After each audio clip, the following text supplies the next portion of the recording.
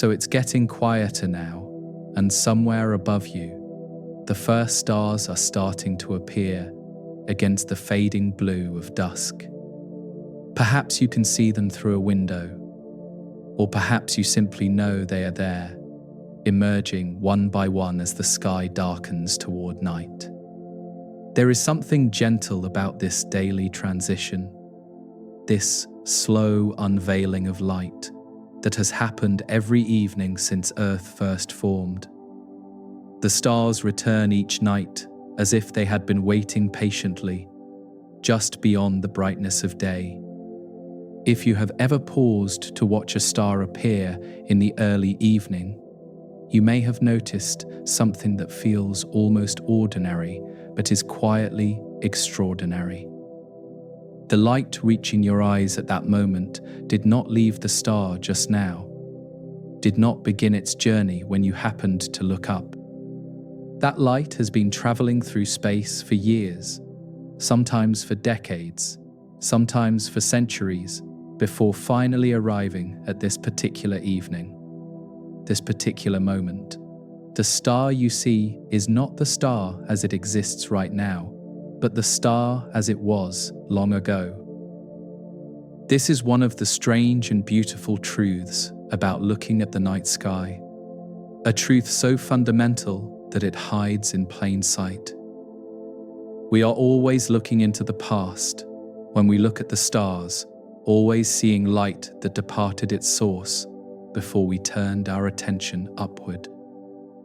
The night sky is not a window onto the present moment scattered across space, but a layered portrait of many different moments, each star showing us a different slice of history.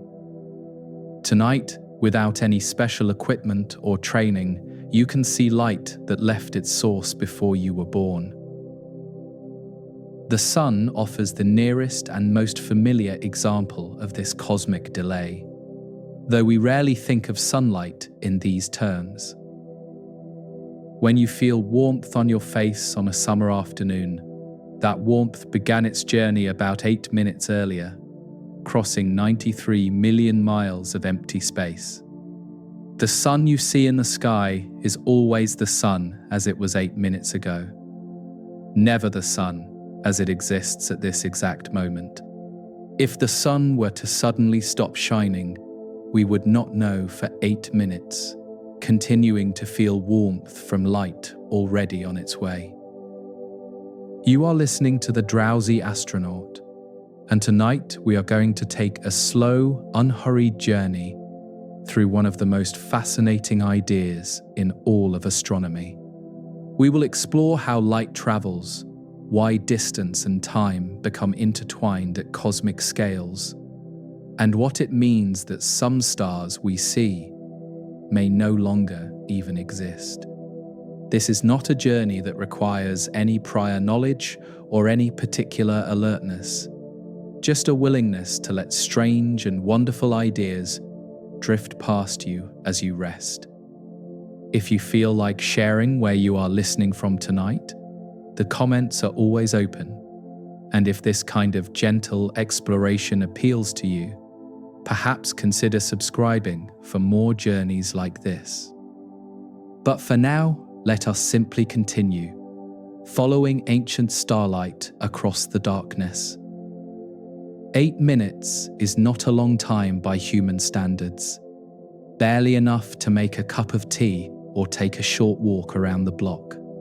Yet in those 8 minutes, light covers a distance so vast that no human vehicle has ever traveled it, a distance that would take conventional spacecraft years or decades to cross. The space between the sun and Earth appears empty to our eyes, just a stretch of darkness with nothing happening but light crosses that emptiness continuously.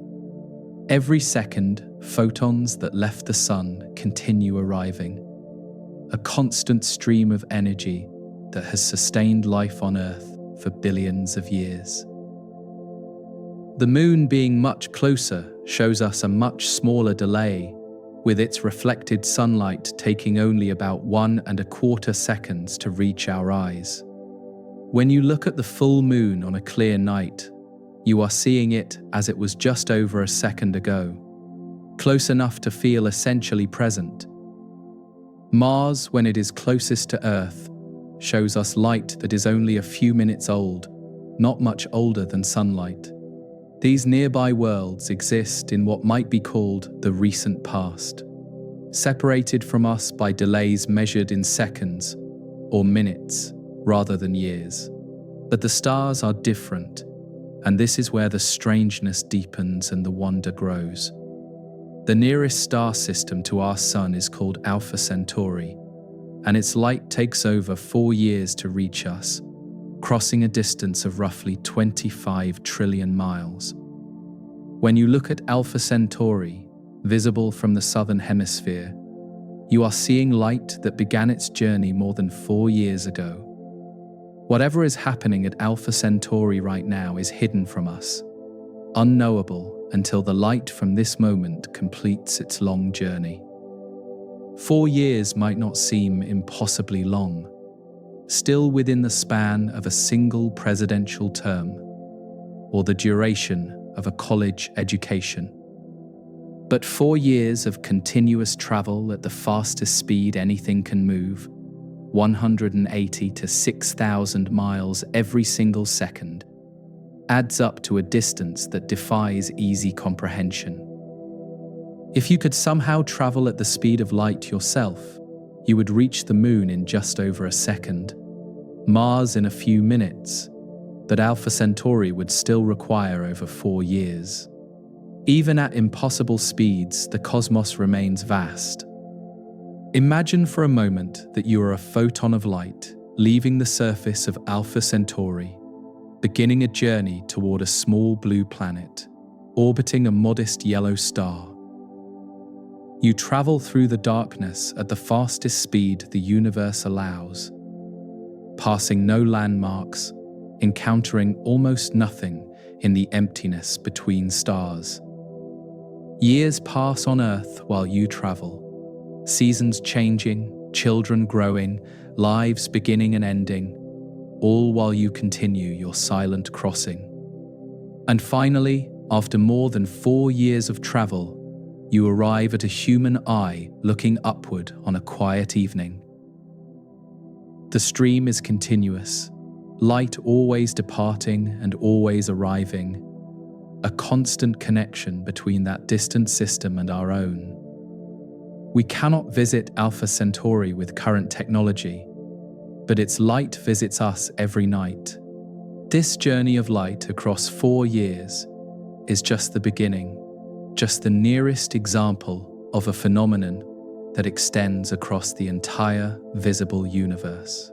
As we look to more distant stars, the light we see grows older and older, having traveled for longer and longer times. The stars scattered across the night sky are not showing us the same moment, not synchronized in any way, but each offering a glimpse of a different year, a different century, a different era. The night sky is an album of moments, collected from across time. What we see when we look up is not a single photograph, but a composite, layer upon layer of light from different distances arriving simultaneously. The nearby stars show us the recent past, within living memory for most of us.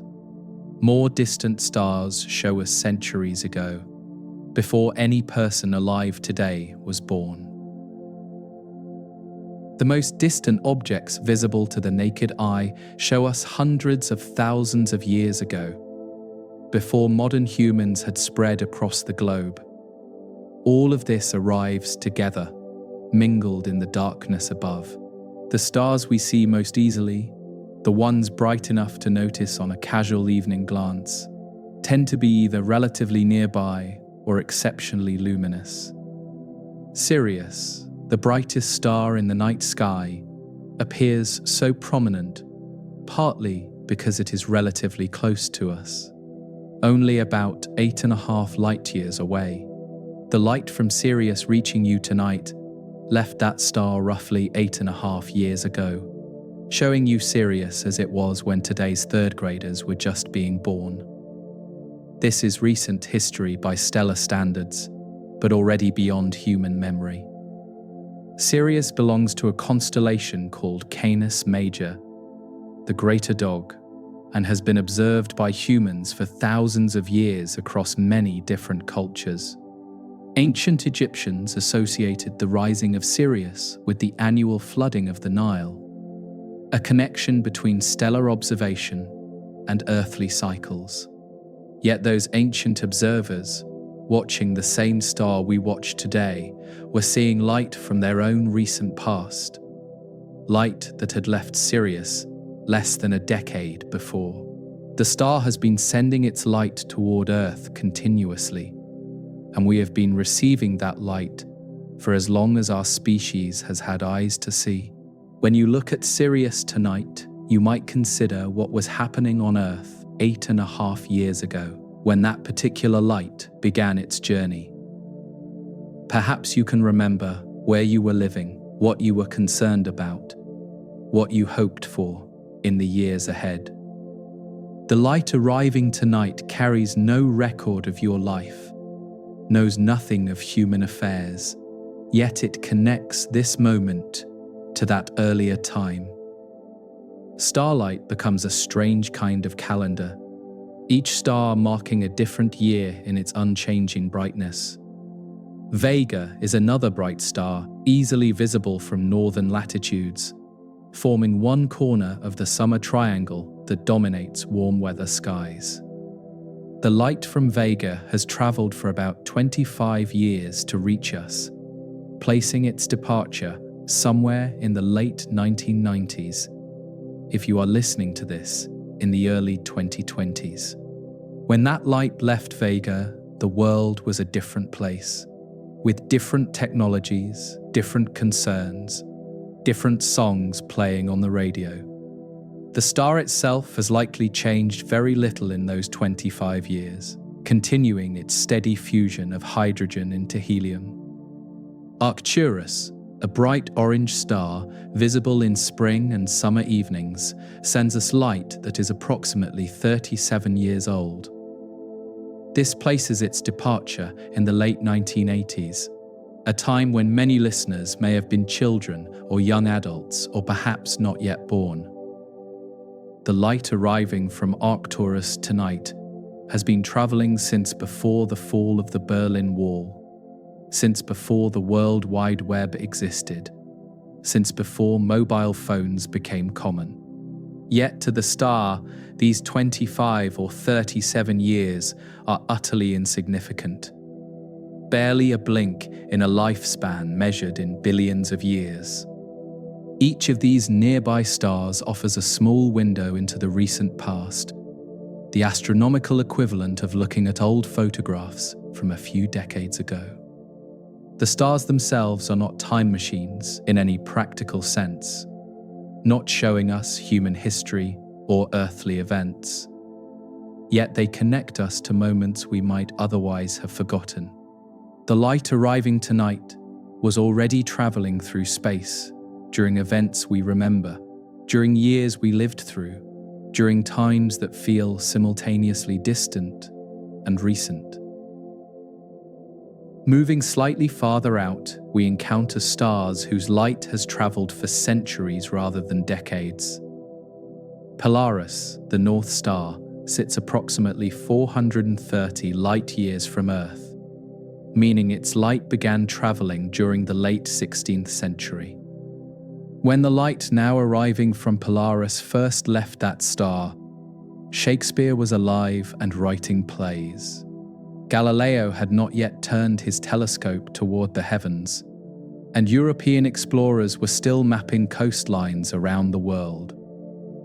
The star that guides modern navigators sends us light from before modern navigation existed. Consider this for a moment, letting the strangeness of it settle gently, rather than trying to fully grasp it all at once. The light arriving from Polaris tonight has been traveling through space for over 400 years, crossing unimaginable distances while human history unfolded on one small planet. That light passed the halfway point of its journey sometime in the early 19th century, when Napoleon was reshaping Europe. It crossed the three-quarter mark sometime in the 20th century, when your grandparents or great-grandparents might have been looking up at the same star. There is something quietly remarkable about this connection across time, this thread of light linking the distant past to the present moment. Polaris has been sending light towards Earth continuously for billions of years, photon after photon departing the star's surface and traveling outward in all directions. Most of that light misses Earth entirely, continuing into the void beyond our solar system, but a tiny fraction arrives at our planet, enters our atmosphere, and reaches the eyes of anyone who happens to look north on a clear night. You can imagine yourself drifting in the space between Polaris and Earth, watching the light travel past you on its 4-century journey. The photons move at tremendous speed, 186,000 miles every second, yet the distance is so vast that speed alone cannot make the journey feel quick. If you could somehow mark individual photons as they departed Polaris, you could follow their progress across the centuries, watching as they slowly approached the distant spark of our sun. The journey would feel both fast and impossibly slow. The stars of the Big Dipper, perhaps the most recognizable pattern in northern skies, lie at varying distances from Earth, ranging from about 80 light-years to over 100 light-years away. This means the light arriving from different stars in the same constellation departed at different times, some during the early 20th century, others during the late 19th century. The pattern we see as a unified shape is actually a collection of lights from different eras, arriving together purely by chance. This observation hints at something deeper about the nature of constellations, something we will explore more fully as our journey continues. The patterns we see in the sky are not physical groupings of stars that exist together in space, but optical illusions created by our viewpoint on Earth. Stars that appear close together in the sky may be separated by hundreds of light-years in actual distance, merely aligned from our particular perspective. The constellations are not structures, but projections, accidents of viewing angle. Deneb, the bright star marking the tail of Cygnus the Swan, lies much farther away than most visible stars, approximately 2,600 light-years from Earth. The light arriving from Deneb tonight left that star around 400 BCE, during the time of ancient Greek philosophers like Plato and Aristotle. When that light began its journey, Rome was still a minor city-state. Alexander the Great had not yet been born, and most of human written history had not yet occurred. The star has been shining steadily while entire civilizations have risen, flourished, and disappeared. There is no need to memorize these distances or dates, no test at the end of this journey requiring you to recall which star lies how far away. The point is simply to appreciate the strangeness and the wonder of what we see when we look up at the night sky. Each star is a window into a different moment, each point of light a message from the past. The sky we see is not a single scene, but a collection of scenes, layered one upon another, arriving at our eyes in the same instant.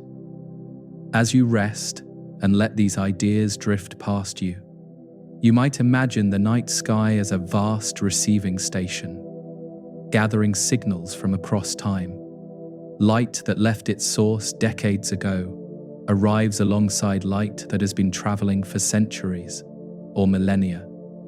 The bright stars and the faint stars, the nearby and the distant, all contribute their ancient photons to the view we see tonight. Tomorrow night will be slightly different. New photons arriving from the same sources, the continuous stream refreshing itself constantly. The stars do not know they are being observed, do not send their light intentionally toward Earth or any other destination. Light simply radiates outward in all directions from every luminous object, spreading through space in an ever-expanding sphere. Most of that light will never encounter anything at all, traveling forever through the emptiness between galaxies. The tiny fraction that reaches Earth and enters human eyes represents an infinitesimal portion of each star's total output. Yet, it is enough for us to see, to wonder, to feel connected. If you have ever felt small beneath the stars, perhaps this perspective offers a different kind of smallness. Not the diminishment of being physically tiny, but the specialness of receiving messages meant for no one.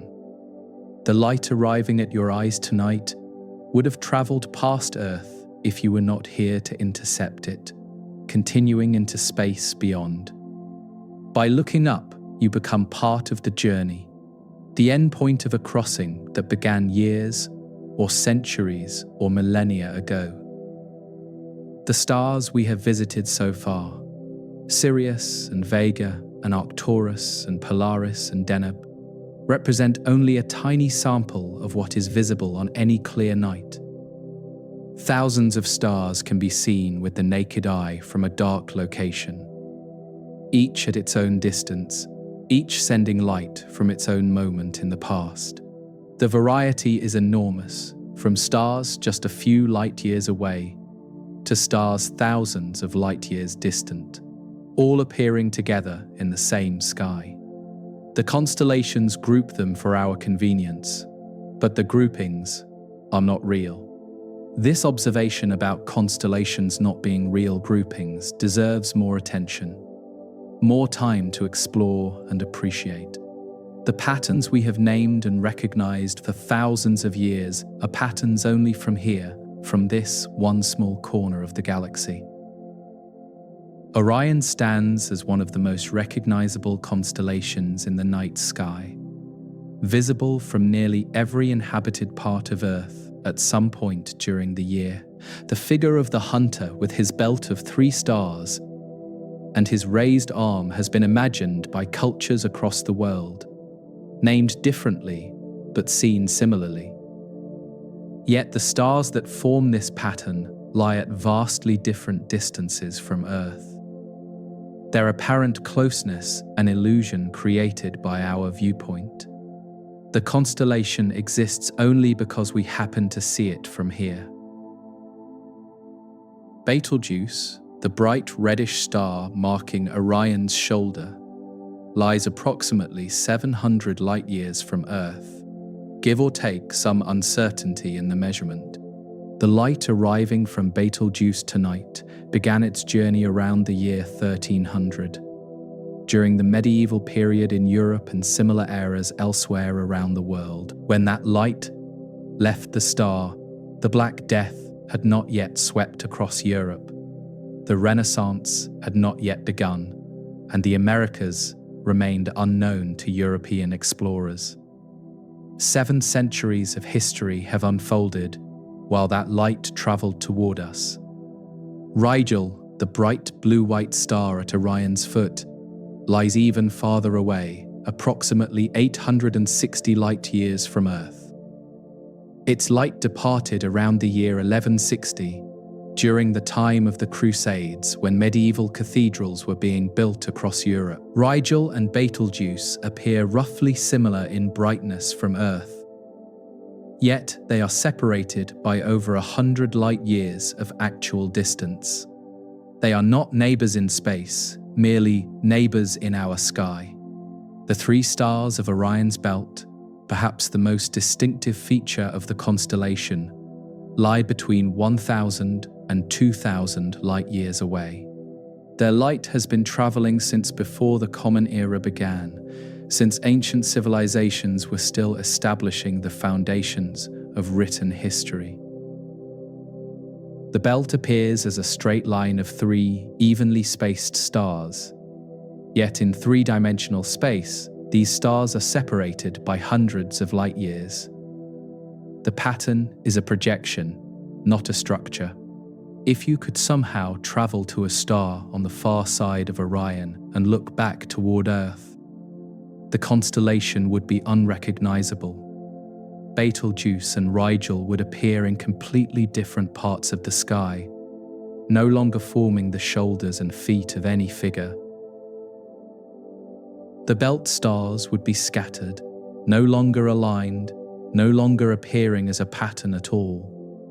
Orion exists only from here, a shape created by chance alignment and preserved by tradition. Other civilizations around other stars would see entirely different patterns. This realization can feel disorienting at first, as if something reliable has been revealed, as an illusion. The constellations we learned as children, the patterns we use to navigate the night sky, are not permanent features of the cosmos, but temporary arrangements visible from one location. Yet there is also something beautiful in this, something that speaks to our particular place in the universe. The sky we see is ours, unique to Earth, a view shared by no other planet. Imagine for a moment that you are floating high above the plane where Orion's stars appear to gather, looking down on them from a vast distance. From this perspective, you would see the stars scattered through three-dimensional space. Some closer to you, some farther away, none of them forming any recognizable pattern. The hunter has dissolved into a random scattering of lights, each going about its stellar business without reference to any figure or story. The constellation was never really there, only the seeing of it. Returning to Earth's perspective, you find the pattern restored, the hunter standing once again in the winter sky. Betelgeuse glows with its reddish hue, Rigel shines with blue-white brilliance, and the belt spans the middle just as it always has. The knowledge that this pattern is an illusion does not diminish its beauty, does not make it less useful for finding your way around the sky. It simply adds another layer to what you are seeing, another dimension of strangeness. The Big Dipper offers another example of this perspective illusion, perhaps even more striking because its stars appear so evenly arranged. The 7 stars that form the familiar ladle shape lie at distances ranging from about 80 light-years to over 120 light-years. The 2 stars at the front of the bowl are roughly the same distance from Earth, but the star at the end of the handle lies much farther away. The pattern appears flat, yet it extends through space in 3 dimensions. 5 of the Big Dipper's 7 stars are actually moving through space together, part of a genuine stellar group that shares a common origin. These 5 stars, along with several others scattered across the sky, form what astronomers call a moving group. Stars that were born together and continue traveling in the same direction. The other 2 stars in the Dipper's pattern are unrelated, merely aligned with the group from our viewpoint. The constellation is partly real and partly illusion. This mixture of real association and chance alignment occurs throughout the constellations, different stars with different histories, appearing together in patterns we have named and remembered. Some stars in a constellation may have formed in the same stellar nursery millions of years ago, while others may have no connection at all. From Earth, we cannot tell the difference without careful measurement of distances and motions. The patterns look the same, regardless of their true nature. The stars are also moving, drifting slowly through the galaxy on their own individual paths, and over long timescales the constellations will change shape. The Big Dipper will spread and distort over the next 100,000 years, becoming unrecognizable as a ladle. Orion will similarly shift, its stars moving apart or together depending on their individual velocities. The sky our distant descendants will see, if any exist, will be filled with unfamiliar patterns formed from the same ancient stars. Yet these changes occur so slowly that no human lifetime could perceive them directly. The constellations appear fixed and eternal, the same patterns that ancient observers named thousands of years ago. This stability is itself an illusion, a consequence of our brief existence compared to the timescales on which stars move. We see a snapshot, a single frame in a cosmic movie that has been playing for billions of years and will continue for billions more.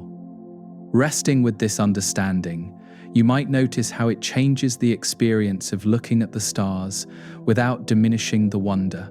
The patterns remain beautiful, remain useful, remain the same shapes that have guided sailors and inspired storytellers for millennia. They simply also carry this additional strangeness, this knowledge that we are seeing a particular view from a particular place at a particular moment in cosmic history. The night sky is ours, even if it belongs to no one. The light arriving from each star in a constellation has traveled for a different length of time, arriving at our eyes simultaneously, but having departed at different moments in history. When you look at Orion, you are seeing the 12th century and the 14th century and the pre-Common Era all at once, layered together in a single view. The constellation is a time composite, a photograph with a very long and varied exposure. No camera could capture what your eye sees every night. To truly understand what we are seeing when we look at the stars, it helps to pause and consider what a light year actually means, not just as a number, but as a journey, a distance crossed at unimaginable speed over time. The term light year appears often in descriptions of cosmic distances, a unit of measurement that can seem either straightforward or confusing, depending on how it is explained. Despite its name, a light year is not a unit of time, but a unit of distance, specifically the distance that light travels in 1 year of continuous motion. This turns out to be an extraordinarily useful way to measure the vast spaces between stars, where miles or kilometers would produce numbers too large to easily comprehend. Light moves at approximately 186,000 miles per second, a speed so fast that nothing in the universe can exceed it. At this velocity, light could circle the Earth 7.5 times in a single second, could reach the Moon in just over 1 second, could travel from the Sun to Earth in about 8 minutes. These familiar distances, vast by human standards, are crossed almost instantaneously at the speed of light. Yet, even this tremendous speed is not enough to make interstellar distances feel small. Over the course of 1 year, traveling continuously at 180 to 6,000 miles per second, light covers approximately 6 trillion miles. This number is so large that it resists easy visualization, too many zeros to hold in the mind at once. Writing it out, 6 trillion is 6 followed by 12 zeros, a figure that dwarfs any distance encountered in daily life. The light year converts this incomprehensible number into something more manageable, allowing us to say that a star is 4 light years away rather than 24 trillion miles. The convenience of light years extends beyond simple numerical simplicity, offering a deeper connection between distance and time that becomes important at cosmic scales. When we say that Alpha Centauri is 4 light years away, we are simultaneously saying that its light takes 4 years to reach us. Distance and time become intertwined, 2 aspects of the same measurement, each implying the other. Looking at a star 4 light years away is the same as looking at that star 4 years in the past. This connection between distance and time is not merely a convenience of measurement, but a fundamental feature of how the universe works. Nothing can travel faster than light, which means that information about distant events always arrives with a delay proportional to the distance. We cannot know what is happening right now at Alpha Centauri, only what was happening 4 years ago when the light we receive today began its journey. The present moment at that star is hidden from us, inaccessible until future light arrives. Imagine standing on Earth and wanting to send a message to someone at Alpha Centauri, perhaps a radio signal traveling at the speed of light. Your message would take over 4 years to arrive, and any response would take another 4 years to return. A simple conversation with a question and an answer would require more than 8 years of waiting.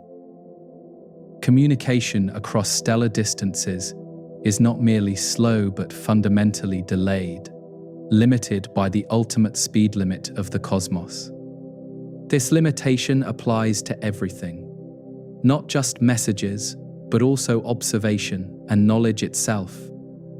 When we photograph a distant star, we are photographing the past, capturing light that departed before the photo was taken. When the James Webb Space Telescope images a galaxy billions of light years away, it is seeing that galaxy as it was billions of years ago. The telescope becomes a time machine, not through any special technology, but simply through the nature of light and distance. For a moment, you might imagine yourself traveling alongside a beam of starlight as it crosses the space between Alpha Centauri and Earth. At 186,000 miles per second, you would be moving faster than anything in human experience, faster than rockets or bullets or the fastest computers could ever calculate. Yet, looking ahead, the destination would seem impossibly distant, a tiny point of light that grows only imperceptibly larger with each passing month. The journey would be both instantaneous by everyday standards and agonizingly slow by the standards of cosmic distance.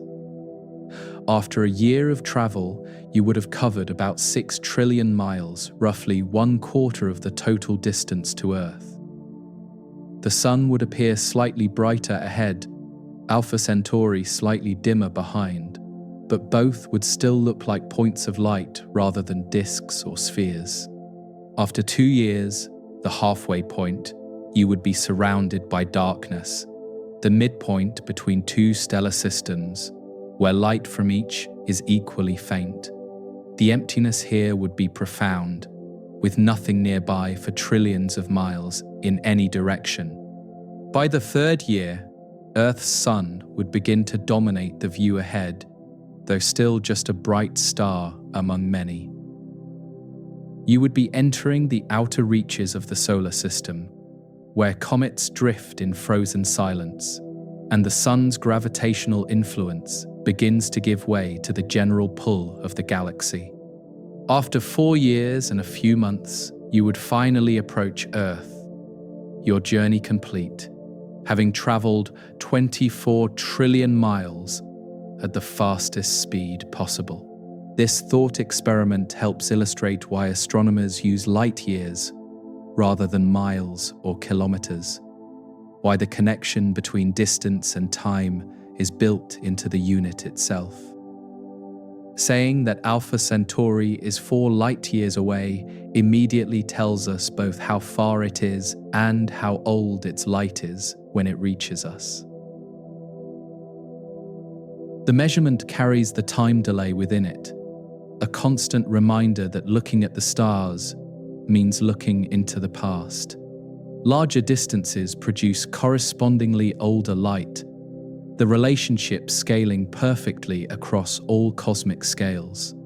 A star 100 light-years away shows us light from 100 years ago.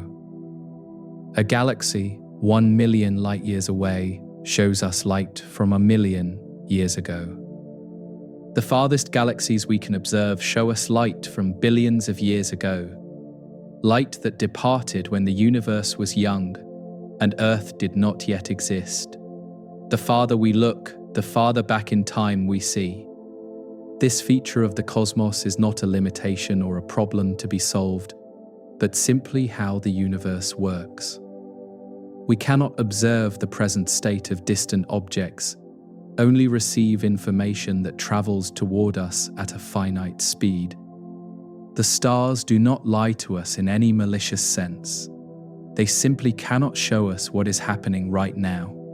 By the time any light reaches us, it is already old, already a record of the past rather than a window onto the present. Understanding light years and the connection between distance and time prepares us to appreciate one of the strangest implications of looking at the night sky. Some of the stars we see may no longer exist, may have ended their lives years or centuries ago, with that news still traveling toward us through the darkness. The possibility that some stars visible tonight have already ended their lives is one of the strangest and most thought-provoking aspects of cosmic observation. When we look at a star 700 light-years away, we are seeing how it appeared 700 years ago, with no way to know its current state. If that star ceased to exist 500 years ago, the light from that final moment would still be traveling toward us, not yet arrived, the news still on its way. We would continue seeing the star as if nothing had changed. This is not a theoretical curiosity, but a genuine feature of the night sky we observe every evening. Stars do end their lives, sometimes gradually fading over millions of years, sometimes ending more abruptly in explosions that briefly outshine entire galaxies. The light from these endings travels outward at the same speed as all light, taking years or centuries to reach distant observers. Somewhere in the sky above, there may be stars that have already ended, still appearing to shine only because their final light has not yet arrived. Betelgeuse offers the most discussed example of this strange possibility, a star that astronomers believe is approaching the end of its life. This red supergiant in Orion's shoulder has exhausted the hydrogen fuel in its core and is now fusing heavier elements, a phase that represents the final stages of stellar evolution. Within the next 100,000 years or so, Betelgeuse is expected to end its life in a supernova, an explosion that would briefly make it visible in daylight from Earth. The exact timing, however, remains unknown. The light we receive from Betelgeuse tonight left that star roughly 700 years ago, during Earth's medieval period. If Betelgeuse ended its life 500 years ago, that event would have occurred 200 years after the light we see tonight departed. The light from the supernova would still be traveling toward us, and we would not learn of it for another 200 years or so. Until then, Betelgeuse would continue appearing in our sky exactly as it always has. unchanged and unknowing of its own end. This possibility might seem unsettling at first, like discovering that a familiar friend has already departed without anyone having received the news. Yet there is also something peaceful in this uncertainty, a reminder that the cosmos operates on timescales vastly different from human experience. Whether Betelgeuse exists right now or ended centuries ago makes no practical difference to our lives. No difference to how the star appears in the sky tonight. The uncertainty is complete, and somehow that completeness has its own strange calm. Eta Carinae lies much farther away than Betelgeuse, approximately 7,500 light-years from Earth, meaning its light departed around the time when humans were first developing agriculture. This massive, unstable star system is also a candidate for a future supernova, one that might be even more spectacular than Betelgeuse's eventual end. The light arriving tonight shows Eta Carinae as it was 7,500 years ago, with no information about what has happened since. Thousands of years of stellar history remain hidden. For stars at even greater distances, the uncertainty extends even further into the past. A star 10,000 light-years away is seen as it was 10,000 years ago, around the end of the last ice age on Earth. 50,000 light-years away, we see stars as they were when modern humans were first creating cave paintings in Europe. At these distances, the entire span of recorded human history fits within the light travel time. Every event we remember occurring while that ancient light was still on its way. The possibility of seeing dead stars is not limited to dramatic supernovae, but includes the more gradual endings of ordinary stars as well. When a sun-like star exhausts its hydrogen fuel, it expands into a red giant over millions of years, shedding its outer layers into space before collapsing into a white dwarf. This process happens slowly by human standards, but quickly by stellar standards, transforming the star from one type to another, while light from each stage travels outward. Distant observers would see each phase arrive in sequence, the story told in delayed chapters. Considering this uncertainty, you might wonder how many of the stars visible tonight still exist in their current form. The answer is that most of them probably do, still burning steadily, their fusion reactions continuing for billions of years. Stars are generally long-lived, and the chance that any particular visible star has ended recently is small. Yet, across the thousands of stars visible to the naked eye, some portion may have already changed or ended, their updates still traveling toward us through the darkness. There is no way to resolve this uncertainty through better telescopes or more careful observation. The information we seek simply has not arrived yet, still crossing the light years between its source and our eyes. We are limited by the fundamental nature of light and distance, unable to access the cosmic present through any technology or technique. The best we can do is observe what has already arrived and wait for future light to bring future news. Resting with this uncertainty, you might find a strange kind of peace in accepting what cannot be known. The stars in the sky tonight are whatever they are, changed or unchanged, ended or continuing, with no way for us to influence or even determine the answer. This radical unknowability is not a failure of science, but a feature of the cosmos itself, a reminder that the universe is not arranged for our convenience. We see what we see, and the rest remains hidden beyond the horizon of light. The question of which stars may have ended naturally leads to considering how stars live and die in general, what determines their lifespans, and what happens when their fuel runs out. Stars are not eternal fixtures of the sky, but objects with lifespans, born from clouds of gas and dust, burning through their fuel over millions or billions of years, and eventually ending their active lives in various ways. The specific path a star follows through its life depends primarily on its mass, with larger stars burning hotter and faster than smaller ones. This relationship between mass and lifespan helps explain why some stars have already ended while others will continue burning for trillions of years. The basic process that powers a star is nuclear fusion, the combining of lighter atomic nuclei into heavier ones with a release of energy. In the core of a star like our Sun, hydrogen atoms are crushed together under tremendous pressure and temperature, fusing into helium and releasing the energy that makes the star shine.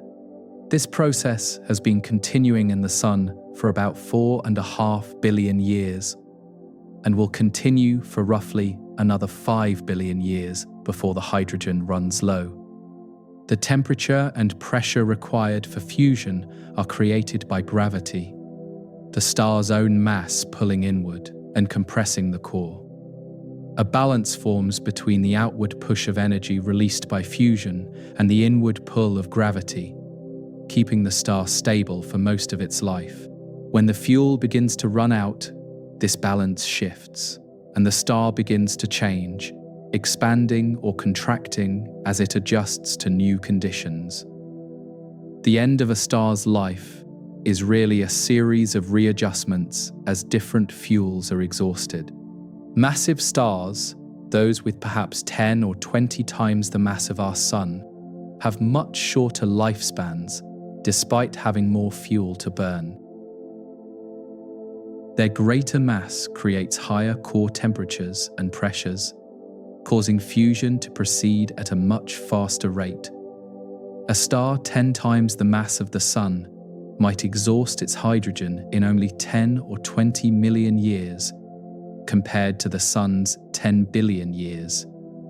These massive stars live fast and die young by stellar standards. When a massive star exhausts its nuclear fuel, the core can no longer support itself against gravity and collapses rapidly inward. The outer layers, suddenly unsupported, fall toward the core and then rebound violently outward in a supernova explosion.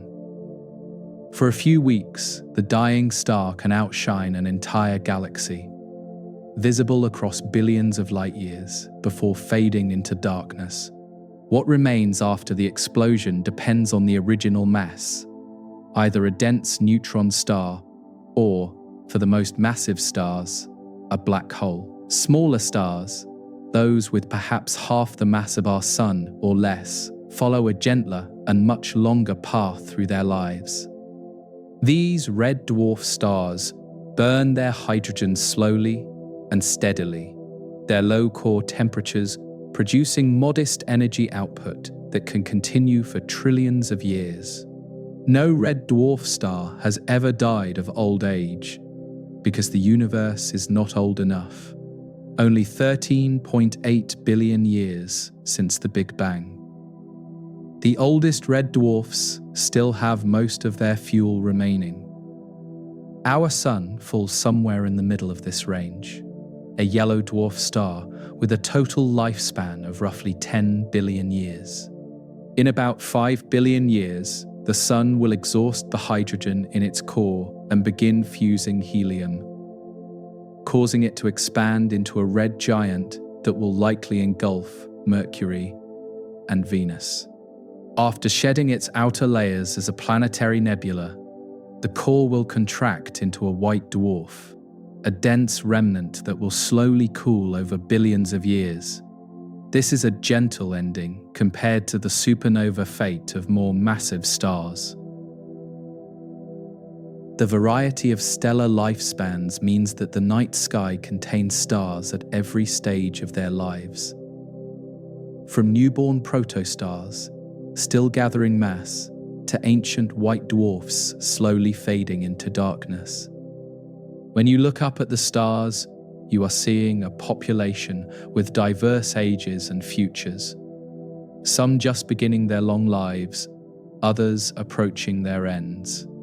The light from each star carries information about its current state, or at least its state when the light departed, allowing astronomers to piece together the stellar life cycle. Imagine watching a star live out its entire existence in compressed time, billions of years flowing past like minutes. For most of that span, the star would appear almost unchanged, a steady yellow or blue or red glow, burning without visible variation. Then, gradually or suddenly depending on its mass, the star would transform, swelling or collapsing or exploding as its fuel ran out. The ending might seem dramatic after such a long period of stability, but it would be the natural conclusion of the same processes that had sustained the star throughout its life. The red glow of Betelgeuse tells us that this star has already entered its final stages, having expanded from its original size as it shifts to fusing heavier elements. The blue-white brilliance of Rigel tells us that star is burning hot and fast, likely to exhaust its fuel within millions of years. The steady yellow light of sun-like stars tells us they are in the prime of their lives, with billions of years remaining. Each color, each brightness, each spectral signature carries information about where a star is in its journey. For the listener resting comfortably, these stellar lifespans can offer a certain perspective on human concerns and timescales. The worries that occupy our days exist against a backdrop of stars that have been burning for billions of years and will continue long after any human problem has been forgotten. This is not meant to minimize human experience, but to set it within a larger context, to offer the quiet peace of knowing that the cosmos continues its slow work, regardless of daily concerns. Understanding how stars live and die helps us appreciate why the night sky is a mixture of the recent past and the ancient past, why some stars we see may have already ended, while others will outlast the Earth itself. The light arriving from each star tells us not only about distance, but about stellar age and stage, a message written in brightness and color. Reading this message requires no special training, just a willingness to look up and wonder. As we move outward from individual stars to larger structures like star clusters and nebulae, the light we receive grows older still, having traveled for thousands or millions of years to reach our eyes. The Pleiades star cluster appears in the winter sky as a small grouping of stars, often noticed as a fuzzy patch of light that reveals individual points when examined carefully. This cluster lies approximately 440 light-years from Earth, meaning the light arriving tonight departed around the year 1580 if you are listening in the early 2020s. When that light left the Pleiades, Queen Elizabeth I was on the throne of England and the telescope had not yet been invented. The Pleiades cluster contains several hundred stars bound together by gravity, born from the same cloud of gas and dust roughly 100 million years ago. The brightest stars in the cluster are hot, blue-white, and relatively young by stellar standards, still burning through their hydrogen fuel, with billions of years remaining. These stars will continue shining long after human civilization has been forgotten, their light traveling outward to reach observers we cannot imagine on worlds we do not know exist. Star clusters like the Pleiades offer a slightly different perspective on the age of starlight, showing us not just individual stars, but groups of stars that formed together. The light arriving from the cluster tonight shows conditions from 440 years ago, a snapshot of the cluster's state during Earth's late 16th century. Little has changed in the cluster since then, the stars continuing their slow journeys through space together, gravitationally bound companions, on a voyage that has already lasted 100 million years. Moving beyond star clusters, we encounter nebulae, vast clouds of gas and dust, where new stars are forming or where old stars have scattered their remains. The Orion Nebula, visible as a fuzzy patch in Orion's sword, lies approximately 1,350 light-years from Earth. The light arriving from this stellar nursery tonight began its journey around the year 670, during the early medieval period when the last Roman institutions were fading and new kingdoms were forming across Europe. Inside the Orion Nebula, new stars are slowly gathering mass from the surrounding gas, a process that takes millions of years to complete. The light we see tonight shows these protostars as they were in the 7th century, their slow accumulation frozen in the image we receive. What is happening in the nebula right now remains unknown. The current state of those forming stars hidden behind 13 centuries of light travel time. New stars may have ignited, old protostars may have dissipated, and we will not know for another 13 centuries. The Carina Nebula lies much farther away, approximately 7,500 light-years from Earth, placing its light in the ancient past of human history. Light arriving from Carina tonight departed around 5,500 years before the Common Era, when humans were first developing agriculture and building permanent settlements. The Great Pyramids of Egypt had not yet been constructed. Writing had not yet been invented, and most of what we call history had not yet begun. That light has been traveling toward us through all of recorded human history. At these distances, the light we observe becomes genuinely ancient, connecting us to eras so distant that they precede human memory and record. The photons arriving from the Carina Nebula tonight have been crossing space since before the Bronze Age, since before the wheel was invented, since before any city existed on Earth. They carry no knowledge of human affairs, know nothing of the civilizations that rose and fell during their journey. Yet they arrive at eyes that can appreciate the strangeness of their voyage. Globular clusters, dense spherical collections of hundreds of thousands of stars, orbit in the outer regions of our galaxy at even greater distances. The cluster known as Omega Centauri lies approximately 15,800 light-years from Earth, meaning its light departed around 13,000 years before the Common Era. This places the departure during the last ice age, when vast glaciers covered much of North America and Europe, when humans were hunter-gatherers, when mammoths still roamed the frozen plains. Looking at globular clusters, we are seeing the galaxy's ancient past, observing structures that formed more than 10 billion years ago in the early universe. The stars in these clusters are among the oldest in the Milky Way, their light carrying information about conditions that prevailed when the galaxy was young. The light arriving tonight connects us across 13 billion years of cosmic history, a message from an era when our solar system did not yet exist. Imagine yourself drifting slowly between these distant objects, watching light travel past you from sources scattered throughout the galaxy. From here, you could see the layered nature of the night sky more clearly. Light from nearby stars rushing past quickly, while light from distant nebulae drifts more slowly into view. Each photon carries its own history, its own record of departure and journey, arriving at last at wherever you happen to be floating in the cosmic ocean.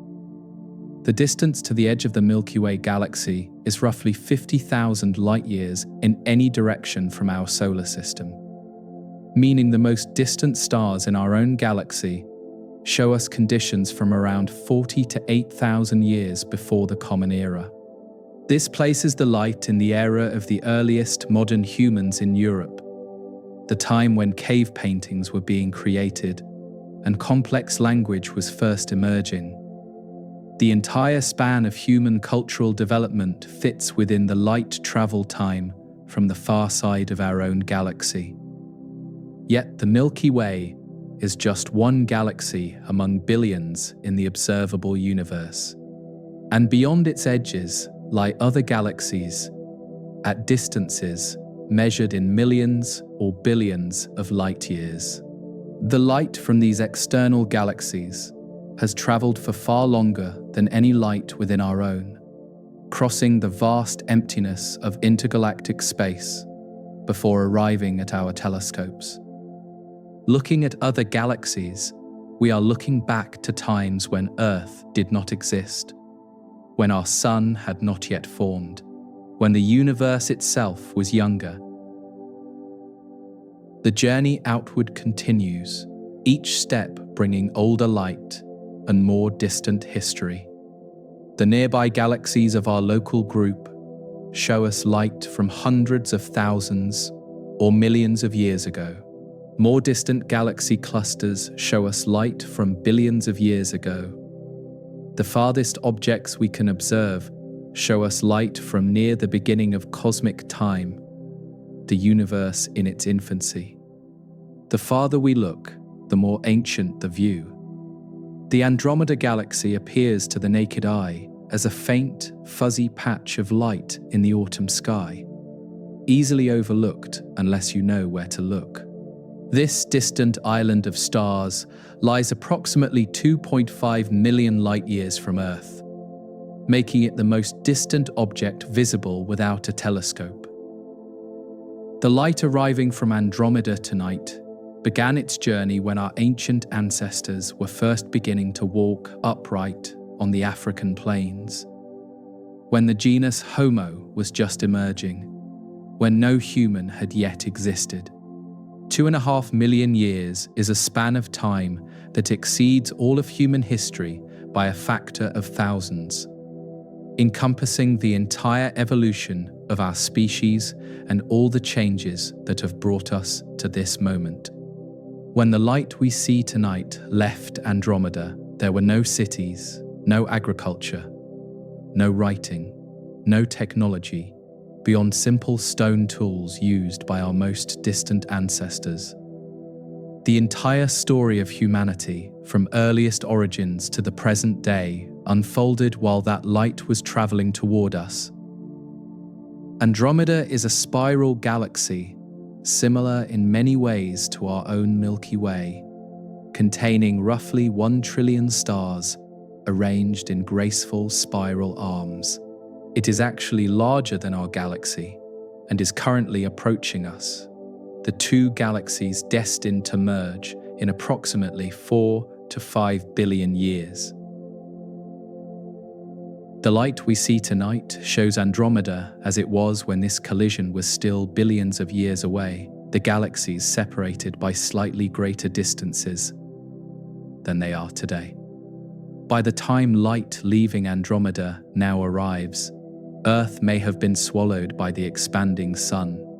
The large Magellanic Cloud, visible from the southern hemisphere as a detached piece of the Milky Way, lies approximately 160,000 light-years from Earth. This satellite galaxy shows us conditions from the late Pleistocene epoch, when ice ages were cycling across Earth and early humans were spreading out of Africa. The light arriving tonight departed when Neanderthals still shared Europe with our ancestors, when the land bridge to the Americas was periodically exposed by lower sea levels.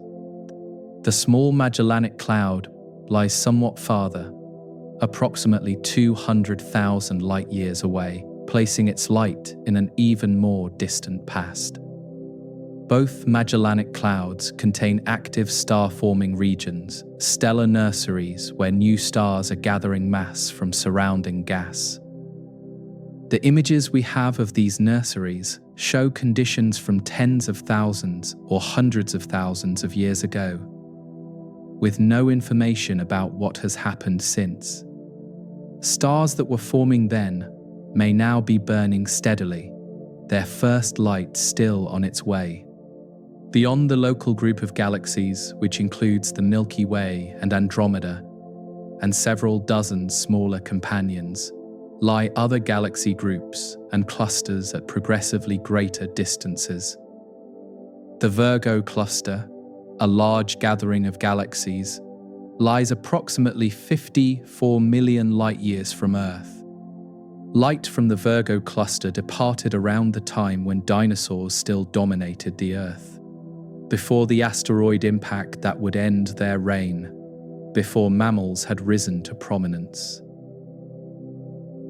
At these distances, we are looking back, not just to before human history, but to before human possibility, to eras when our ancestors were small creatures, hiding from predators in a world ruled by reptiles. The light arriving from the Virgo cluster tonight shows galaxies as they were 54 million years ago, their current states completely unknown to us. Galaxies have merged, stars have formed and died, planets have come and gone, all while that ancient light was making its journey. Drifting in the space between galaxies, you would be surrounded by a profound emptiness. The nearest star systems millions of light-years away in any direction. Yet this emptiness is not truly empty, but filled with light traveling in all directions. Photons from billions of sources crossing paths in the darkness. Looking in any direction, you would see ancient light from distant galaxies, each photon carrying a record of where it came from and when it departed. The intergalactic void is actually a vast library of cosmic history. The Coma cluster, another rich gathering of galaxies, lies approximately 320 million light-years from Earth. Light from this cluster departed during the Carboniferous period, when the first reptiles were appearing on land and vast forests of ferns and primitive trees covered the continents. The coal deposits that power modern industry were being laid down while that light was beginning its journey. Ancient plants falling into swamps that would become fuel for civilizations not yet imagined. Each step outward brings older light and more distant history, the universe revealing its past through the simple fact that light takes time to travel. There is no trick or technology required to see the ancient universe, just the patience to build telescopes large enough to gather faint light from distant sources. The photons arriving from 300 million light-years away are no different from photons arriving from nearby stars, just older and fewer in number, having spread across greater distances. The Hubble Space Telescope, orbiting above Earth's atmosphere, can detect galaxies billions of light-years away, showing us light that departed when the universe was a fraction of its current age. The most distant galaxies in the Hubble Deep Field images lie roughly 13 billion light-years away, their light having traveled for most of cosmic history to reach us. When that light departed, the universe was less than 1 billion years old. Galaxies were still forming from primordial hydrogen, and the heavy elements that make up planets like Earth did not yet exist. Looking at these most distant galaxies, we are seeing the universe in its youth. before stars had time to cycle through generations and enrich the cosmos with heavier elements. The galaxies appear small and irregular, not yet having settled into the graceful spirals and ellipticals we see nearby.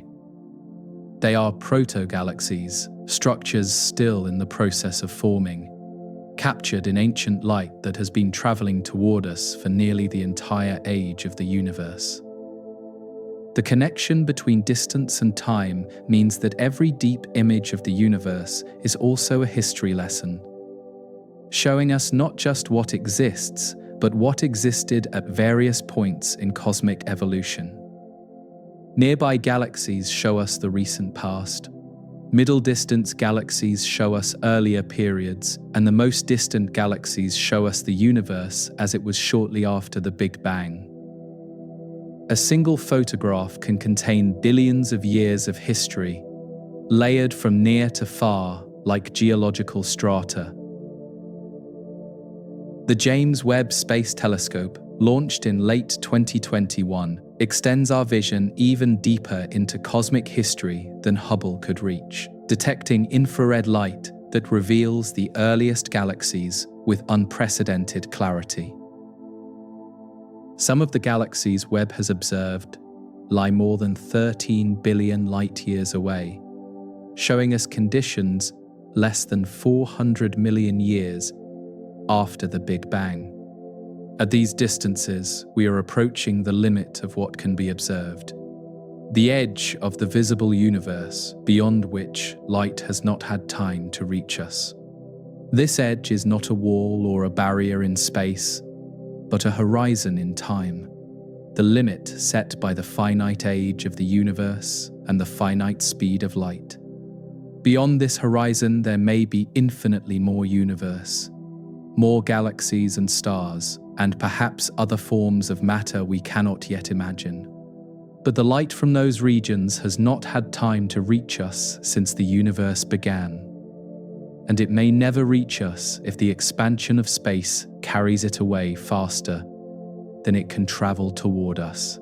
The most distant light we can observe comes not from galaxies, but from the cosmic microwave background radiation, the faint glow left over from when the universe was only 380,000 years old. At that early time, the universe had cooled enough for atoms to form, allowing light to travel freely for the first time. That ancient light has been traveling ever since, stretched by the expansion of space, from visible wavelengths to microwave wavelengths, filling the entire sky with a faint, uniform glow. The cosmic microwave background represents the oldest light we can ever observe, a snapshot of the universe from before any stars or galaxies had formed. Looking at this radiation, we are seeing conditions from less than 500,000 years after the Big Bang, when the entire observable universe was a hot, dense plasma of hydrogen and helium. There is no older light to observe, no way to see further back in time using electromagnetic radiation. Earlier moments in cosmic history remain hidden behind this primordial glow. Beyond the cosmic microwave background lies the true beginning, the Big Bang itself, roughly 13.8 billion years ago. The universe emerged from conditions so extreme that our current physics cannot fully describe them, expanding and cooling over billions of years to produce the cosmos we observe today. Every galaxy we see, every star, every planet, every living thing traces its origin to that initial expansion, that first moment from which all subsequent moments have followed.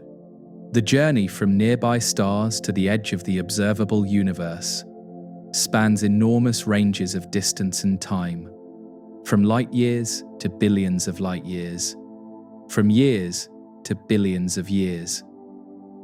Yet the principle remains the same throughout this range.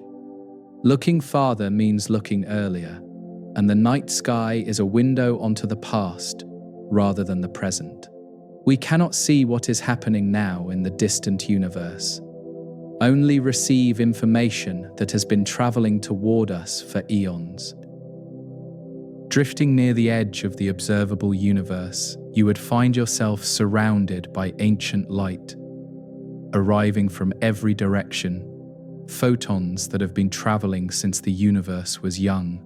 Looking outward, you would see not the present state of distant galaxies, but their infant forms, structures still assembling themselves from primordial hydrogen. Looking inward toward the Milky Way, you would see nothing at all, because the light showing our galaxy's current state would not reach your position for billions of years. This strange isolation exists at every point in the universe, not just at the edges.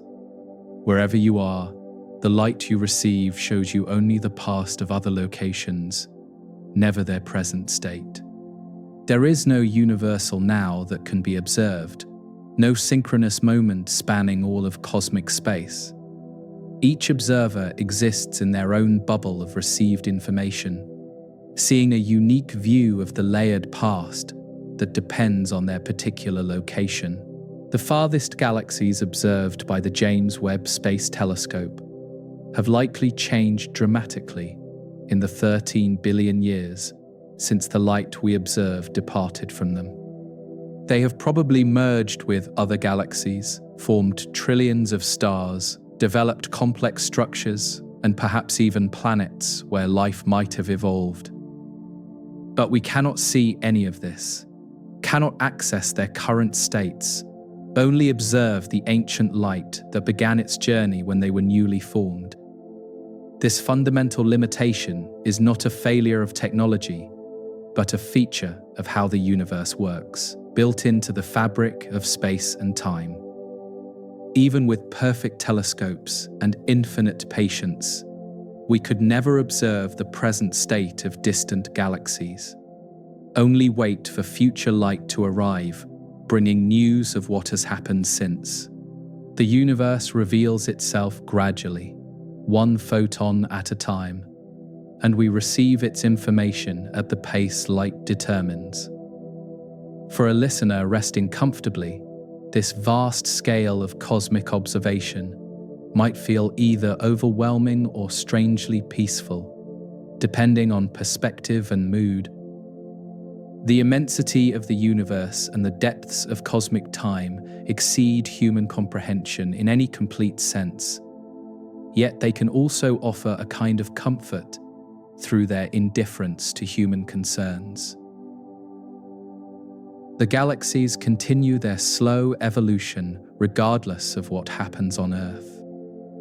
And this continuity will persist long after any individual life has ended. The realization that we cannot observe the cosmic present leads to a deeper philosophical question about what now even means at astronomical scales. In everyday life, we assume that events happening simultaneously around the world share the same moment. That when it is noon in one city, it is some specific time everywhere else on Earth. This assumption works well enough for human purposes, but it begins to break down when we consider events separated by cosmic distances. When we say that something is happening right now at Alpha Centauri, we are making a statement that has no observational meaning, no way to be verified or falsified. We cannot see what is happening right now at that star, and by the time we could receive any information, 4 years would have passed, and the moment we called now would be ancient history. The cosmic present is a concept that cannot be accessed through observation, only imagined through thought. Einstein's theory of relativity revealed that simultaneity itself is not absolute, but depends on the motion and position of the observer. Two events that appear simultaneous to one observer may appear to happen at different times to another observer, moving at a different velocity. This is not an illusion or a measurement error, but a fundamental feature of how time works in our universe. The idea of a universal now, a single moment shared across all of space, is not supported by physics. This might seem like an abstract philosophical point, but it has concrete implications for how we understand the night sky. When you look at two stars at different distances, you are not seeing two views of the same moment, but two views of different moments, each determined by the light travel time from that star. The constellation that appears as a unified pattern is actually a composite of many different times, layered together in your vision. There is no single moment that the constellation represents. The light arriving at your eyes right now began its journey at many different times, from the 8-minute-old light of the sun to the billions of years-old light of distant galaxies visible through telescopes. All of this ancient light arrives simultaneously at Earth, creating the layered view we call the night sky. Each photon carries a timestamp of its departure, written in the distance it has traveled, and we decode these timestamps automatically through our understanding of light years. For a moment, consider the strangeness of this. The present moment on Earth contains light from many different cosmic moments, each traveling toward us and arriving together as if synchronized. The room where you rest contains photons that left their sources, at times ranging from nanoseconds ago, for nearby objects to years or centuries ago, for the starlight that may be entering through your window. Every scene we see is a temporal composite. Even within a single room, what we perceive as the present moment is technically the very recent past. The time it took light to travel from objects around us to our eyes. For objects a few feet away, this delay is measured in billionths of a second, far too brief to notice. But the delay exists, and in principle, it affects everything we see. The person across the room appears as they were a few nanoseconds ago. The wall behind them, a few nanoseconds before that. We never see the true present, only a very recent past, so close it appears identical. At cosmic scales, this tiny delay expands to become years, centuries, millennia, or billions of years. The principle is the same, only the scale differs. Light takes time to travel, and we see things as they were when the light left them, not as they are when the light arrives. This is true for everything we observe, from the coffee cup on the table to the most distant galaxies in the observable universe. The present moment, in any complete sense, is never directly accessible. This feature of observation has profound implications for our understanding of the cosmos.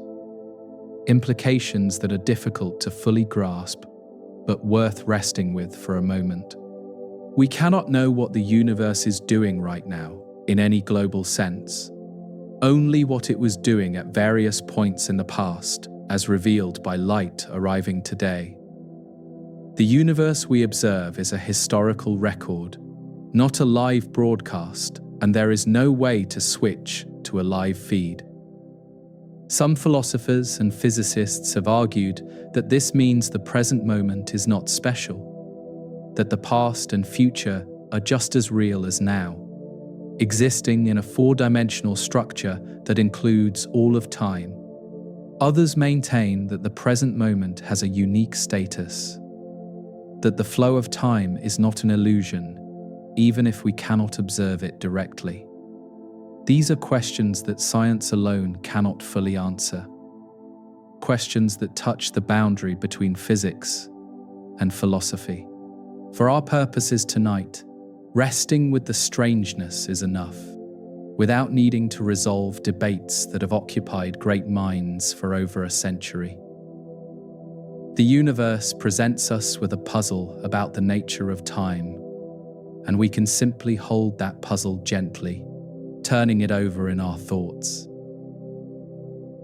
What we can say with confidence is that observation and the present moment are not the same thing at cosmic scales. Every act of looking outward is an act of looking backward. Every photograph of the sky, a portrait of the past. This is not a limitation of our instruments or our intelligence, but a fundamental constraint imposed by the speed of light. Even a civilization with technology far beyond our own would face the same limitation, unable to observe the cosmic present no matter how advanced their telescopes. There is something almost poetic about this constraint, though I hesitate to dress it in language that sounds too literary. The universe keeps its secrets not through encryption or hiddenness, but simply through distance and time. The present moment at a distant star is not hidden behind some barrier we might eventually penetrate, but genuinely inaccessible, separated from us by the finite speed of light. We can know the past of distant places, but never their present. Imagine for a moment what it would be like if this were different, if light traveled instantaneously across any distance. In such a universe, we would see everything as it currently is, a live view of the entire cosmos at once. But we would also lose something valuable, the layered history that the sky currently offers. We would see only the present, with no access to the past preserved in ancient light. The night sky would become a single snapshot rather than an album of countless moments. The universe we actually inhabit gives us something richer, a view that contains billions of years of history, layered together in a single glance. The trade-off for losing access to the cosmic present is gaining access to the cosmic past, preserved in the light that has been traveling toward us since the earliest epochs. We cannot see what is happening right now at distant galaxies, but we can see what was happening billions of years ago, a privilege that would be impossible if light were instantaneous. This perspective might help reframe the limitation as a gift, though I want to be careful not to impose meaning where observation should speak for itself. The night sky offers what it offers, neither gift nor burden, simply the way light and distance interact in our universe. Whether we find comfort or melancholy in this fact depends on temperament, and both responses are understandable. The cosmos does not demand any particular emotional reaction from its observers. For now, resting with these ideas, you might simply notice the strangeness of your situation. A conscious being on a small planet, looking out at ancient light, arriving from sources whose current state is unknowable. You exist in a present moment that connects to countless past moments through the photons entering your eyes. The room where you rest is a meeting point of many different times, all arriving together in the experience you call now. The walls around you reflect light from a fraction of a second ago, while the stars outside, if you could see them, reflect light from years or centuries or longer. These very different ages blend together seamlessly in your visual experience, creating the impression of a unified present that is actually a carefully assembled mosaic of many pasts. Your brain does this assembly automatically, without effort or awareness, presenting you with a coherent scene. This automatic assembly is a small miracle of perception, though, like most miracles, it goes unnoticed because it happens constantly. Every waking moment involves the integration of light from countless sources, each carrying information from a slightly different time. The present moment as you experience it is a construction, a useful simplification that allows you to navigate the world without constantly accounting for light travel delays. At human scales, this simplification works perfectly. At cosmic scales, the simplification breaks down, and we must think more carefully about what we mean by now and here and seeing. These familiar concepts become slippery when applied to objects light years away, requiring adjustments that do not come naturally to minds evolved on a single planet. We are cognitive creatures adapted to a small world, stretching to comprehend a universe that operates on scales our ancestors never needed to imagine. The effort of this stretching can be tiring, which is why we approach these ideas gently, without forcing understanding or demanding immediate clarity. The strangeness of cosmic time is not something to be mastered in a single evening, but something to be absorbed gradually over many nights of looking up. Each contemplation adds a little more to our intuitive sense of what the universe is like, even if we cannot articulate that sense precisely. Perhaps the most important thing to hold on to is simply the recognition that seeing is more complicated than it appears. When you look at a star, you are not passively receiving information about the present, but actively participating in a temporal relationship that spans years or centuries. The light entering your eyes carries a history, a record of departure and journey and arrival that constitutes the only possible connection between you and that distant source.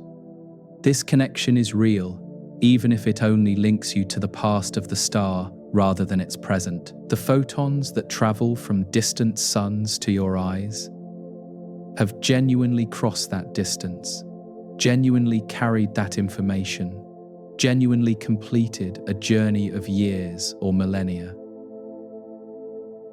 The relationship between observer and observed is mediated by these messengers, these tiny packets of electromagnetic energy that traverse the void at the fastest speed anything can travel. Resting with this understanding, you might feel a quiet appreciation for the photons arriving tonight from across the cosmos. Each one represents a completed journey, a successful crossing of distances that dwarf any human travel. They ask nothing of you in return for their service, carrying their information whether anyone receives it or not. The universe has been sending these messengers since the first stars ignited, and it will continue long after any current observer has passed. The impossibility of the cosmic present is not a problem to be solved, but a feature to be appreciated, or simply acknowledged, depending on your inclination. The universe is structured in a way that makes the present moment inaccessible at large scales. And this structure shapes everything we can know about distant places. We work within these constraints, extracting what information we can from the ancient light that reaches us. And perhaps there is something restful in knowing that some things are simply beyond reach, that not everything can be known or observed or measured. The cosmic present exists, presumably, at every distant star and galaxy, but it exists beyond our access, a private moment we cannot witness. We are left with the past, generously delivered by traveling light. And this is enough to occupy countless lifetimes of curiosity. The stars continue shining, the light continues traveling, and we continue receiving these ancient messages from across the void. The system works without our intervention, requiring only that we occasionally look up and notice what has arrived. Tonight, ancient light is completing journeys begun centuries ago, arriving at Earth regardless of whether anyone observes it. The cosmos is patient, and its patience extends to us as well. The strange features of cosmic time that we have been contemplating might, upon reflection, offer a kind of comfort rather than existential unease.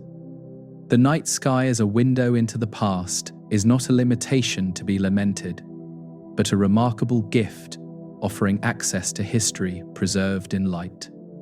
Every photon that reaches us from a distant source carries information about conditions at the moment of its departure, a message from the past delivered across vast distances. This makes the night sky a natural archive, a library of light, containing records from many different eras of cosmic history. The stars visible to the naked eye offer samples from the last few centuries, while telescopes extend our vision backward through millennia and eventually through billions of years. No other phenomenon offers such direct access to the past, and no other archive spans such immense stretches of time. Consider what this means for our understanding of the universe and its history. By looking at distant galaxies, astronomers can observe conditions that prevailed when the universe was young, when the first stars were forming and the first heavy elements were being created. This is not reconstruction or inference, but direct observation, seeing the actual light emitted by those ancient systems. The past is not entirely gone, but partially preserved, encoded in the electromagnetic radiation still traveling through space. The earliest light we can observe dates from approximately 380,000 years after the Big Bang. A faint glow called the cosmic microwave background radiation. This ancient light fills all of space, arriving from every direction, a remnant of the era when the universe first became transparent. Before this moment, the cosmos was a hot, dense fog through which light could not travel freely. When the fog cleared, light began its journey, and we can still detect that light today. This background radiation is the oldest light in the universe, the most distant past accessible through observation. It shows us the universe as it was almost 14 billion years ago, a time when no stars or galaxies existed, only a cooling plasma that would eventually form the structures we observe today. Looking at this ancient glow, we are seeing conditions from before the Milky Way existed, before our sun was born, before the atoms in our bodies had been forged. The comfort in this might be subtle, but it is real. The universe has not erased its past, but preserved it in the light, still traveling toward us from every direction. The history of the cosmos is not lost, but continuously arriving, available to anyone with the instruments to receive it. We are surrounded by ancient messages, bathed in photons that began their journeys before Earth existed. This preservation extends forward as well as backward. The light leaving Earth tonight will travel outward into space, carrying information about our planet and its current state. Future observers, if any exist at distant stars, might someday receive this light and learn about conditions on Earth as they were tonight. We are not only receiving ancient messages, but sending our own messages into the future, participating in the same cosmic archive that delivers starlight to our eyes. The timescales involved are humbling, but humility can be a form of comfort. We are small participants in a vast process, observers who have appeared briefly in a cosmos that has been operating for billions of years. Our brief presence does not diminish the value of our observations, but rather makes them precious, moments of awareness in an otherwise unconscious universe. We are the cosmos, looking at itself, however briefly. The ancient light arriving tonight has traveled through an unconscious universe for most of its journey. passing through empty space where no observer could receive it. Only in the last fraction of its journey, arriving at Earth, does it encounter minds capable of wondering about its source and its age. The light does not know it has arrived, does not experience relief at completing its journey, but something in us registers the arrival and finds it remarkable. This capacity for wonder is perhaps our greatest gift, the ability to appreciate phenomena that would otherwise occur unnoticed. Stars shine whether anyone watches or not, and light travels whether anyone receives it or not. But when an observer does notice, when a conscious being looks up and wonders about the age of starlight, something unique occurs. The universe becomes known to itself, reflected in a mind capable of curiosity. Imagine the light from a distant star, traveling for 1,000 years through the silence of interstellar space. For all of that journey, the light simply travels, neither knowing nor caring about its destination. Then, finally, it arrives at Earth and enters the eye of someone looking up at the night sky. In that moment, the journey becomes meaningful. The information carried by the light becomes knowledge, and the past, preserved in the photon, becomes present in a living mind. This transformation from mere occurrence to experienced event is something that happens constantly.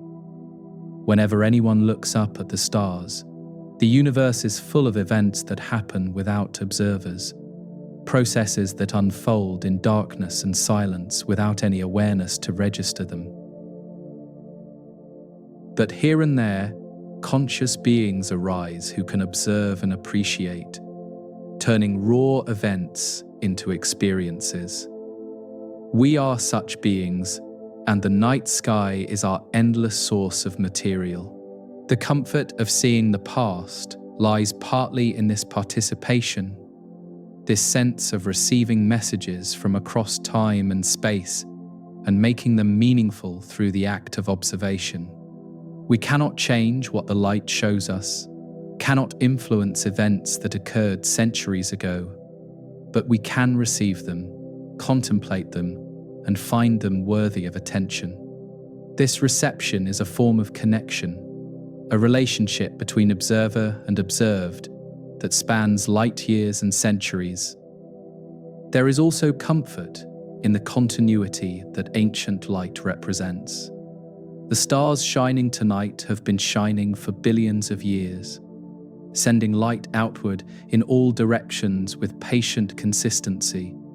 The light arriving tonight is part of an unbroken stream that has been flowing since those stars ignited, and it will continue flowing until those stars eventually fade. We are brief observers of an ongoing process, witnesses to a small portion of an immense continuity.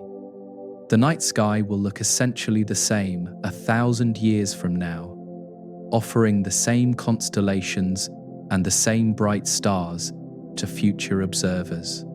The light arriving then will be from the same sources, only 1,000 years older in its journey. Future generations will look up as we do, receiving ancient messages from stars that have been shining for eons. This continuity connects us to both past and future observers, all of us receiving portions of the same ongoing stream. Perhaps the deepest comfort lies in the simple fact that the universe is structured to preserve its history and deliver it to observers across vast distances.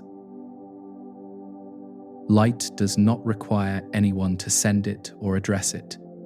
It simply travels outward from its source at the speed of light, carrying information indefinitely.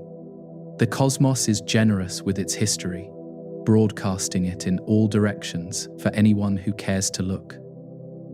We happen to be among those who look, and so the history arrives at our eyes.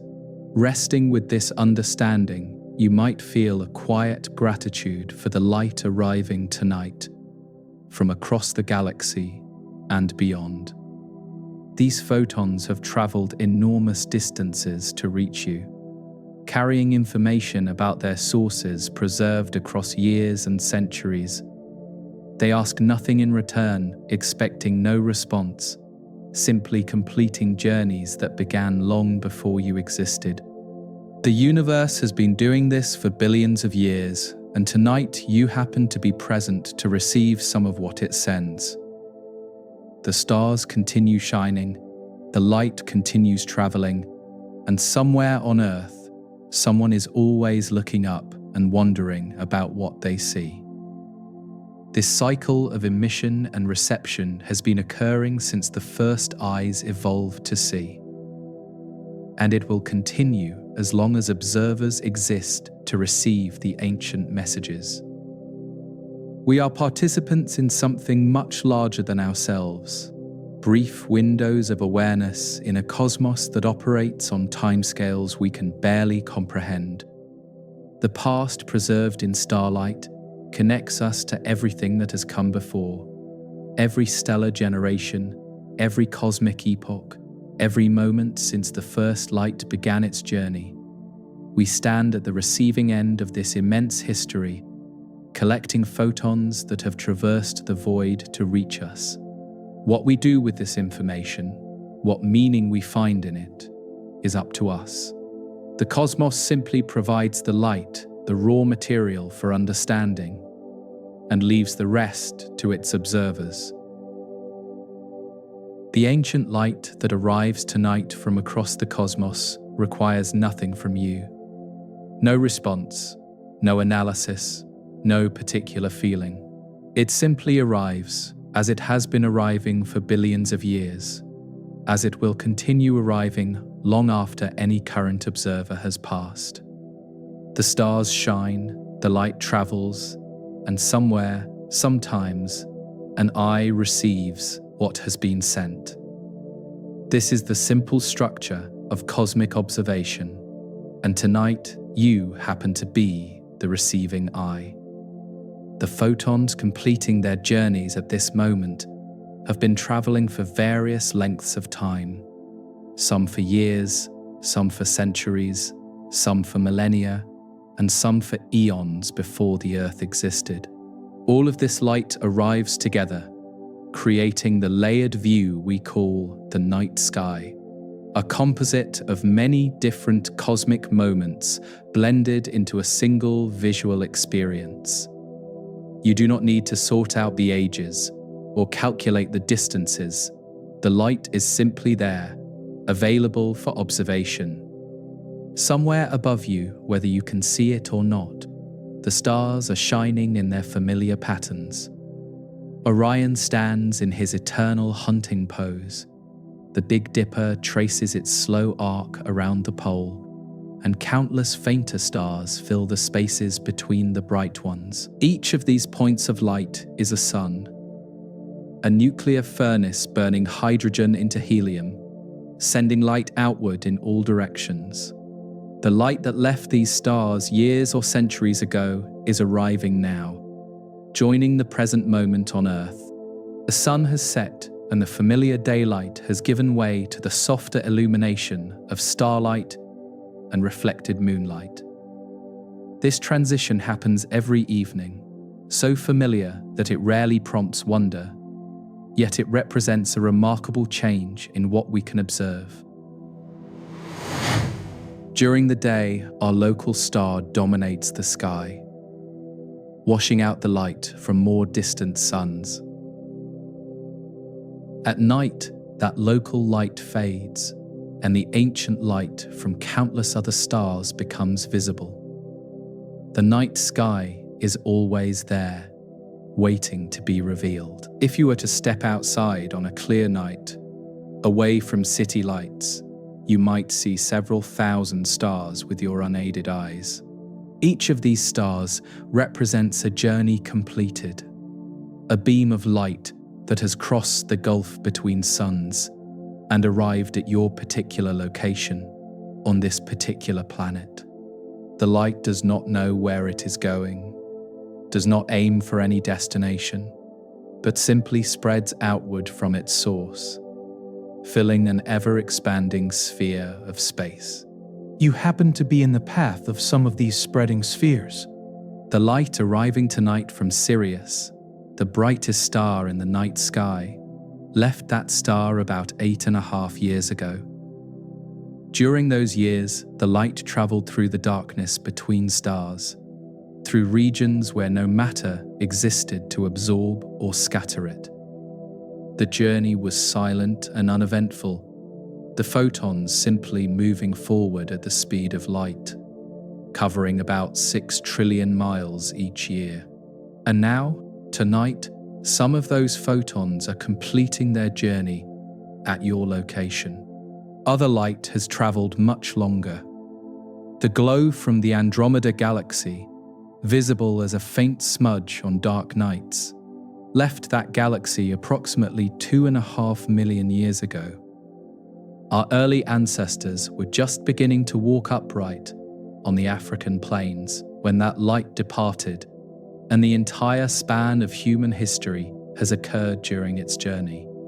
The light does not know how long it has traveled or how much has changed at its destination. It simply arrives, carrying its ancient information.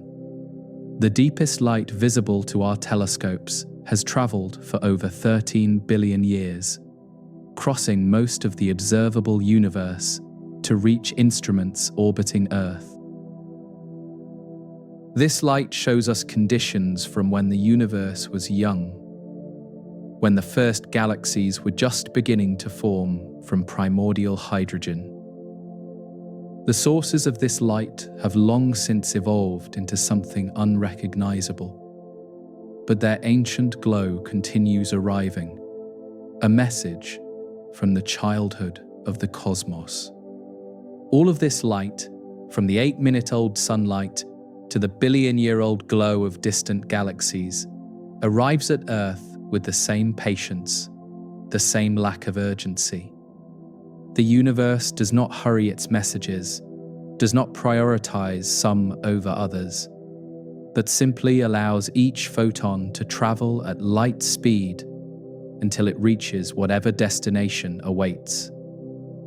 Most photons never reach any destination at all, traveling forever through expanding space without encountering any observer. The ones that do reach us are the exceptions.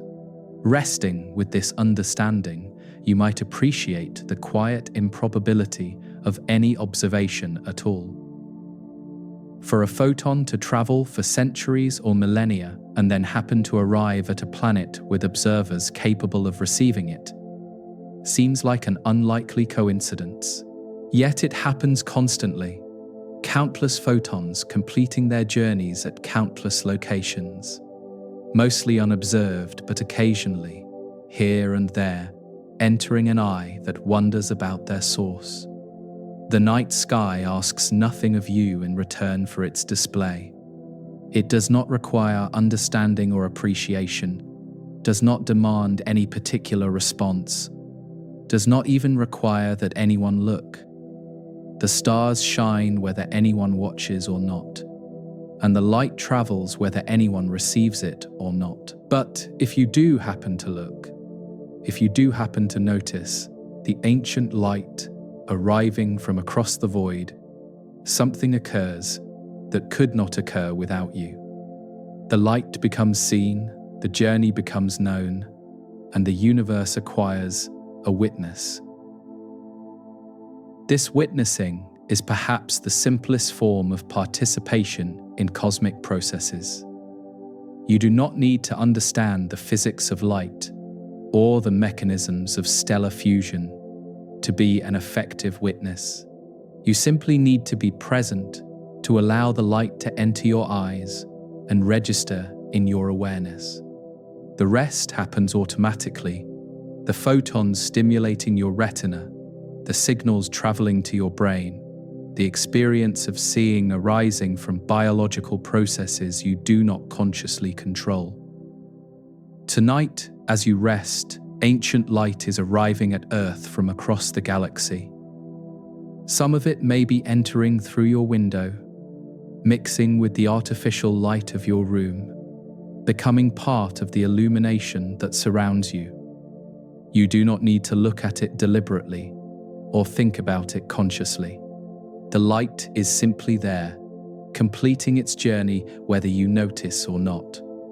Your presence is enough to make you a participant in the cosmic archive. The stars that sent this light are still shining, most of them, continuing to produce new photons that will arrive at Earth years or centuries from now. The stream of ancient light is not a finite resource that will eventually run out, but an ongoing flow that will continue as long as the stars burn. Future generations will receive light from the same stars, light that departed slightly later and arrived slightly later, but part of the same continuous output. This continuity extends backward as well as forward. The light you might see tonight is part of a stream that has been arriving at Earth for billions of years. Since the first starlight reached our planet and illuminated its ancient oceans, life on Earth has always been bathed in starlight, even before there were eyes to see it. The photons arriving tonight are simply the current installment of an ancient delivery, the latest messages in an ongoing correspondence. If sleep comes easily while resting with these thoughts, that is simply what happens when a tired mind encounters something vast and patient. The universe does not demand wakefulness, does not require that you stay alert to receive its messages. The ancient light will continue arriving whether you observe it or not, and your rest is part of the natural rhythm of a conscious being in a mostly unconscious cosmos. The stars shine, the light travels, and you sleep. If sleep does not come immediately, that too is acceptable. The quiet contemplation of ancient light is not a problem to be solved or a task to be completed, but simply an experience to be had. You can rest with the ideas without forcing any particular outcome, allowing your thoughts to drift where they will. The universe is patient, and its patience extends to you as well. The night continues, and somewhere above you, the familiar constellations are tracing their slow arcs across the sky. Orion is rising or setting or standing at his zenith, depending on the season and the hour. The Big Dipper is rotating around the North Star, as it has been rotating for as long as humans have looked up. The patterns are ancient and reliable, the same patterns that your ancestors observed and that your descendants will observe. Within these patterns, each star shines with light from a different moment in history. Some from decades ago, some from centuries ago, some from millennia ago. The constellation that appears as a unified figure is actually a time capsule, a collection of many different ages presented together in a single view. You cannot see these different ages directly. They appear as simultaneous points of light, but they are there, encoded in the distances between you and each star. The light asks nothing, the stars demand nothing, and the night offers itself freely to anyone present to receive it. This is the simple gift of the night sky, available every evening to anyone who cares to notice. The ancient messages arrive regardless of our attention, completing their journeys whether we watch or not. But if we do watch, if we do allow the light to register in our awareness, we become part of something larger than ourselves. The universe has been sending these messages for billions of years, and it will continue for billions more. Tonight, you happen to be present to receive a small portion of what it sends. Tomorrow night, more light will arrive, slightly younger from nearby stars, slightly older from distant ones. The stream continues, the archive grows, and the cosmos goes on with its patient work of shining and traveling and arriving. Rest now, if rest comes. The ancient light will be here tomorrow, and the night after, and every night for as long as nights continue. The stars are not waiting for you to observe them, not holding their light until you are ready. They simply shine as they have always shone, as they will continue to shine. And if you happen to look up, now or later or someday, the light will be there, arriving from across the years, carrying its ancient messages home. The night is quiet, the stars are shining, and the light that left them centuries ago is arriving now at Earth. You are present for this arrival, one observer among many who have looked up across the ages and wondered about what they saw. The wandering is enough, the presence is enough. The simple fact of being here while ancient light arrives is enough. Good night from the drowsy astronaut. The universe continues, the light continues, and for this moment, so do you.